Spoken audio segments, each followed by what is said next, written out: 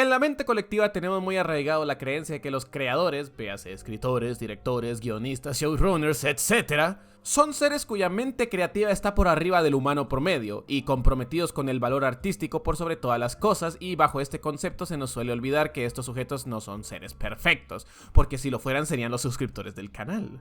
Tener en un pedestal a los creadores y defenderlos amparados en la integridad artística es un error que cometemos involuntariamente. Se nos olvida un detalle importante con estas personas, y es que son seres humanos como tú y como yo. Ellos también caen en los mismos errores y vicios: soberbia, envidia, ego o la terquedad. A los inicios de 2026 me topé con una polémica sobre cierta franquicia que vamos a analizar más adelante, y a partir de ahí analizar varias obras y ejemplos de cuando los creadores pierden el piso y olvidan algo sumamente importante: que ser el creador de algo no te hace tener la razón de facto. Cabe aclarar que esto no es lo mismo de la muerte del creador, ya que no son los mismos conceptos. Esto último se suele aplicar muchas veces fracasando en el intento, cuando se trata de separar una obra de su creador si este último resulta ser polémico o problemático. Lo que mostraremos en este video no va por ese rumbo. Aquí quiero tocar las veces que directamente un creador no tiene la razón respecto a las decisiones que toma dentro de su propia obra. Que muchas veces todo eso que amamos de nuestras series y películas favoritas no son creación directa de los creadores, valga la redundancia, sino a otros factores, y también de paso vamos a tumbar el concepto tan errado que tenemos de la integridad artística, cuando esa misma integridad artística está mal usada y suele provocar tremendas marranadas de mano de las propias artistas. Así que, sin más que decir, comencemos. Uy, papi, claro que ibas a estar aquí. Empezamos fuerte. En este canal ya se habló de Guard Señor Eterna Pubertad Ennis, y no quiero ser redundante, pero es importante hablar sobre lo que hace este señor, ya que es el ejemplo perfecto y el antecedente de cuando la libertad creativa total no necesariamente es algo bueno para una obra. Aquí Don Señor es conocido por dos cosas. La primera es ser un escritor de cómics reconocido, y el segundo por ser el ejemplo perfecto de lo que pasa cuando tienes arriba de 50 años y sigues teniendo la mentalidad de un puberto miado. No voy a negar ni quitarle mérito a este sujeto, pero se debe apuntar a lo evidente. Crossed, por ejemplo, es un cómic que ya todos conocemos de forma directa o indirecta. Una historia depravada, morbosa, edgy, de a madres y sobre todo choqueante. Y ya, eso es todo lo que ofrece. Cuando a esa saga lo tocan otros autores como Alan Moore, suele brindar a ese bodrio cosas interesantes, pero eso es directamente encontrar perlas extremadamente chiquitas en una tina llena de caca. Crossed es justamente la base de mi argumento respecto a que la libertad creativa total no es algo bueno de facto, y que resulta y resalta que Garth Ennis puede hacer buenas historias siempre y cuando tenga a alguien por encima de él limitándolo. Ha tenido en su bibliografía obras genuinamente buenas. Su trabajo en Punisher, Hitman, Hellblazer y War Stories, todos estos ejemplos tienen algo en común. Había alguien limitando a Ennis a la hora de escribir. Había un editor revisándolo y dirigiéndolo en qué puede y qué no puede hacer, y eso se nota con los productos finales. Ahora comparemos esos trabajos con Crossed y se nota a kilómetros lo pésimo escritor que es Ennis cuando nadie le para los carros. Pocas vainas que ha hecho este sujeto por cuenta propia son joyas de verdad, como lo es Preacher. Solemos tener ese concepto erróneo de que los ejecutivos son seres parásitos que solo viven atormentando a los artistas y drenándolos a más no poder, y que los artistas son pobres víctimas del sistema, lo que solo usan y desechan a placer. Pero la realidad no es tan así. Hostia puta, voy a defender a los ejecutivos. Como todo en esta vida, es una compleja escala de grises. Ni los directivos son tan malos, ni los artistas son siempre las víctimas.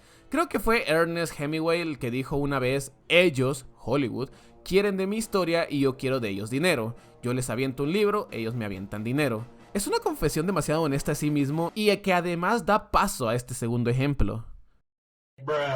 Terry Gilliam, como artista, siempre ha tenido esa batalla eterna contra los estudios grandes y los ejecutivos. Por algo de Europa no ha vuelto a salir ni a hacer nada verdaderamente relevante. No es un mal autor, para nada. El problema que tengo con él es que peca de esa soberbia artística que cree que todos están contra ti y solo te quieren usar. No les importas, no les agradas, ellos solo quieren drenar tu alma para hacer dinero. Bajo esa premisa, Gilliam, durante el rodaje de 12 monos, grabó un documental llamado The Hamster Factor and the Other Tales of 12 Monkeys, donde pretendía dejar registrado la batalla continua del artista menospreciado contra los sucios cerdos capitalistas de Hollywood y su control. Si ves el documental sin contexto, puede que le des la razón a Gilliam. Pero como digo, hay que verlo sin contexto, porque una vez que sabes el contexto de la producción de 12 monos, el documental deja mal parado a Gilliam en lugar de los productores. 12 monos no fue un proyecto original de Gilliam. De hecho, quienes estaban sosteniendo y armando el proyecto fueron productores como Charles Roven y Robert Cosberg. Este último es de suma importancia, ya que fue el que comenzó el proyecto. Cosberg era fan de un cortometraje francés llamado Le Jeté de Chris Marker, y su premisa era la de un hombre que viaja al pasado para ser testigo de su propia muerte. Le gustó tanto que le compró los derechos para hacer un proyecto nuevo a partir de ese corto. Fue de ahí donde contrató a la pareja de guionistas David y Janet Peoples. Les dio el corto para que de ahí hicieran un guión y dando así el pistolazo de partida a lo que sería 12 monos. Por voz del propio David Peoples, sabemos que los responsables de que el proyecto avanzara eran directamente Roven y Cosberg, de quien solo hay elogios. Cuando entiendes el contexto y ves el documental, es ahí cuando te das cuenta de que directamente Gilliam no tiene la razón, y hay algo que se debe sacar en claro, y que el cine y la TV son medios colaborativos. Una obra no es lo que es por mérito de una sola persona, sino por un grupo de personas. ¿Han visto ustedes la serie The Offer? Esta serie es un biopic sobre cómo se grabó El Padrino. Se lo recomiendo ampliamente, es la única joya que hay en Paramount Plus. Narran la producción del Padrino desde la perspectiva de sus dos figuras claves, la cabeza de producción Robert Evans y el productor novato Albert S. Ruddy, y el cómo ambos tuvieron que lidiar con el sabotaje interno en el estudio, las puteadas de los directores, el presupuesto apretado y las amenazas de la mafia real contra El Padrino. Esta serie nos muestra que el peso que le damos a los directores de cine es exagerado. Esto es algo que Gilliam no entendió. La integridad artística no es suficiente si no tienes un grupo que te apoye, y eso incluye a los tan odiados ejecutivos. No estoy aplicando la "dejen en paz a las empresas multimillonarias", para nada. Hay ejemplos muy malos de cuando se les da demasiado control a los ejecutivos y eso termina provocando marranadas. Pero repito, es una escala de grises. Ni el artista es un santo, ni el ejecutivo es el diablo. El peso de estos dos grupos debe mantenerse equilibrado. Muchas veces los productores y guionistas tienen más visión que el propio creador. Son quienes arriesgan el cuello y los que ponen mente y dinero en el trabajo en equipo. En Phantom of Paradise de Brian De Palma vemos esta lucha entre creativo contra productor de manera simbólica y literal mediante una ópera de rock. No voy a analizar la película porque si no sería un video de 2 horas y todavía nos quedamos ejemplos por analizar, pero para resumir lo importante, el personaje de Winslow representa al creador y el personaje de Swan, principal villano de la cinta, representa al productor. Pese a lo que creemos, evidentemente, ambos personajes en teoría son opuestos, suelen terminar siendo muy parecidos para bien y para mal. Swan es un ser culero que le roba a Winslow su música, el alma, pero tiene una visión que Winslow, el fantasma, no tiene, una chispa para encontrar talento, y es quien le da la oportunidad a Winslow de hacer su arte. Winslow es un autor sensible, creativo, perfeccionista, pero con un ego enorme, y es capaz de matar a quien sea si se entromete en su visión artística. Ambos personajes son dos caras de una misma moneda, son la representación del arte y el dinero y cómo tienen una relación simbiótica. Al final no puede vivir uno sin el otro, literalmente. El propio Alan Moore dijo que los artistas suelen perder el piso y que muchas veces es necesario estar rodeado de gente para centrarte, tener retroalimentación, que te pongan los pies en la tierra. Como autor, no es bueno estar rodeado de una cámara de eco, no es bueno tener un grupo de corifeos aprobando todas nuestras decisiones. Necesitamos crítica, necesitamos voces que nos digan "está bien culero".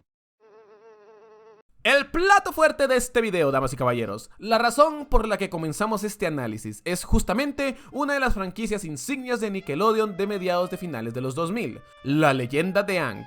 Fue una serie que marcó una época. Su world building, sus personajes, su estética visual, su todo. Avatar fue, como dicen en inglés, un rayo embotellado. Y ahora, después de 20 años desde su estreno, después de una serie secuela, una película live action, libros, cómics, una serie remake live action y proyectos futuros bajo su propio estudio, muchos nos enteramos de una realidad que estaba escondida a plena vista. Sus creadores son unos pendejos. Michael Dante DiMartino y Brian Kinetsko llegaron a Nickelodeon con un concepto que marcaría un antes y un después en la historia del canal. De eso no hay duda, pero aquí pasa algo interesante. Ellos crearon el concepto, pero no lo maduraron. El verdadero, o más bien los verdaderos arquitectos de Avatar fue el equipo de guionistas liderado por Aaron Hesage. Aaron no solo era el jefe de guionistas de La Leyenda de Aang, prácticamente el showrunner de facto.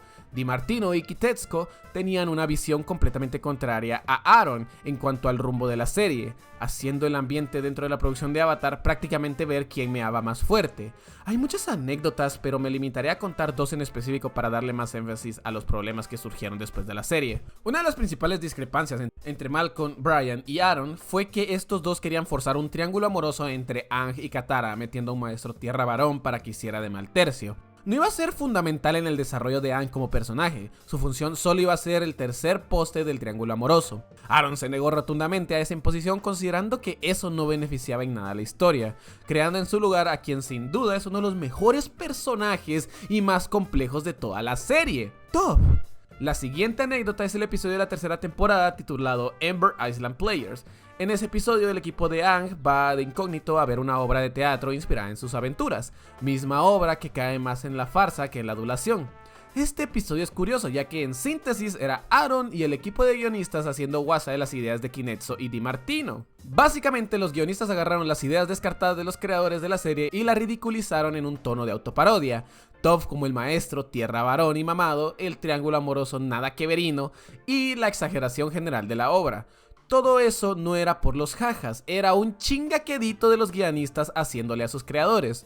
En retrospectiva, al ver esto, te das cuenta que los responsables de la mitología de la serie, de los desarrollos de personaje, de todo lo que hizo a Avatar ser Avatar, no fueron los creadores per se.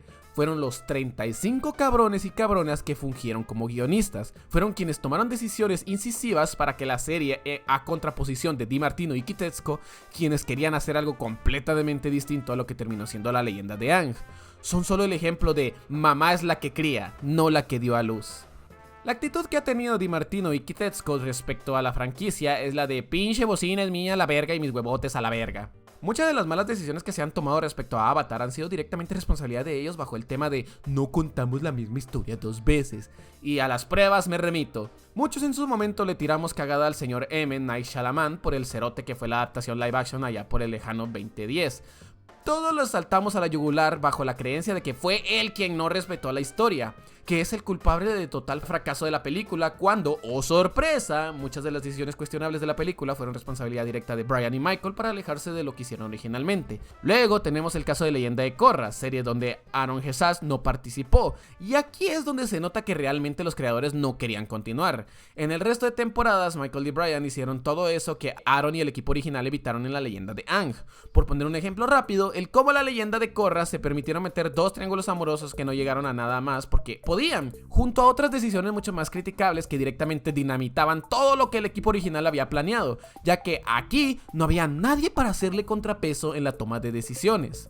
Pasan los años, termina Korra y Brian y Michael apuestan por darle otra oportunidad a un remake live action para esta vez en manos de Netflix. Pero ojo amiguito, recuerda que estamos tratando con dos fulanos que se rigen bajo el mantra de no hacemos lo mismo dos veces.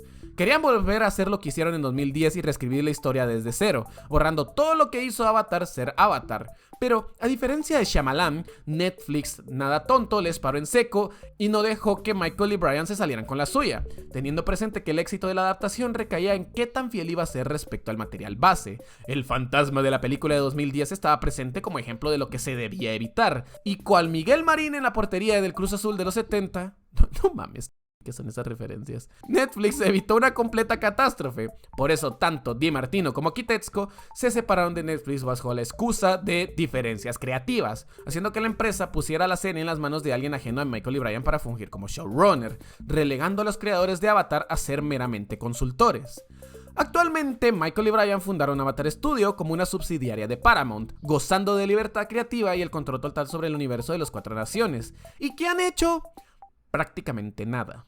No hay avances factibles de proyectos nuevos, dizque que habrá una película animada con Aang adulto a estrenar en 2026, pero no hay trailers, no hay avances de estrenarse en cines, pasar a estrenarse mediante de streaming, todo esto que te acabo de platicar, toda esta maraña de dimes y diretes, de diferencias creativas, nulo plan a futuro, de querer llevarse la bocina, todo esto te lo cuento para que quede claro en algo. El creador no siempre tiene la razón. Me gustaría terminar este video con una nota positiva. ¿Conoces Kingdom Come? Es un cómic de DC escrito por Paul Dini e ilustrado por el maestro Alex Ross. Este cómic es un western crepuscular que nos muestra a los seres de DC envejecidos, cansados y rebasados por un mundo más violento y que los ha dejado atrás. Directamente, este cómic es una joya de DC. Es sin duda uno de los mejores cómics jamás hechos junto a Watchmen y All Star Superman. Lo menciono porque este cómic tiene un génesis interesante. Alex Ross creó el concepto de Kingdom Come mientras trabajaba en Marvel, hizo un borrador con la trama y el concepto principal. Pudo hacerlo él solo, todo el cómic entero, pero no lo hizo. Prefirió buscar a alguien más experimentado en la escritura. Y ese alguien fue Paul Dini, una de las piezas claves de las series de Batman de los 90. A lo que quiero llegar con este ejemplo es que hay creadores que son conscientes de sus limitaciones y no tienen reparo en confiar en otras personas. No tuvieron miedo de dejarse guiar por alguien, porque eso es el medio, eso es el cine, la televisión, los videojuegos. Es todo medio de entretenimiento que existe, son medios colaborativos.